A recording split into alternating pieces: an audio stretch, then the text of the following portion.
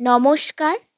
একবার মায়ের ভাই কালী কুমারের সাথে গিরিশ ঘোষ মহাশয়ের খুব ঝগড়া। কালী বলছে, তোমরা দিদিকে মা জগদম্বা, জগজ্জননী ইত্যাদি কতই বলো, কই আমরা এক মাতৃ গর্ভে জন্মেছি, আমি তো কিছু বুঝতে পারি না।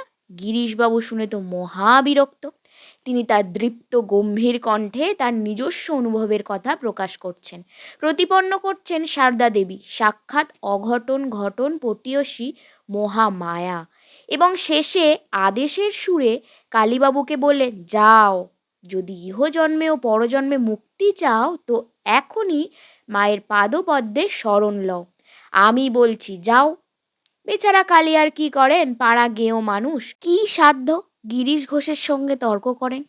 সোজা এসে পড়লেন মায়ের চরণে। মা চমকে উঠে তাড়াতাড়ি তাকে নিরস্ত করে বললেন, ওরে কালী, আমি তোর সেই দিদি, আজ তুই এ কি করছিস? অবতার কল্পের কি বিচিত্র এই গতি, কাছের লোকও চিনতে পারেনি ঈশ্বরের স্বরূপ। বুঝবেই বা কি করে? তিনি তো কোনো ইচ্ছার অধীন নন, ইচ্ছাধীশ, মায়াধীশ। অনন্ত তার প্রকাশ, অনন্ত তার লীলা বিন্যাস। সরসজ্জায় তাই ভীষ্মদেব কেঁদে বলেছিলেন, ভগবানের লীলা এখনো বুঝতে পারলাম না। স্বয়ং ভগবান যে পাণ্ডবদের সহায়, তাদেরও কত কষ্ট, কত পরীক্ষা। ভগবানের অভিরুচি বা ইচ্ছা বোঝা কতটাই দুষ্কর। তবে আশার কথা একটাই, যখন হাত পা ছুঁড়ে অবদের মতো মার জন্য কাঁদা যায়, মা আসেন। আসেন ধুলো বালি ঝেড়ে সন্তানকে কোলে তুলে নিতে।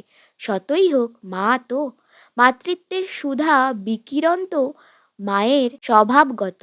শরণাগত মা, শরণাগত। জয় মা ব্রহ্মময়ী। ধন্যবাদ।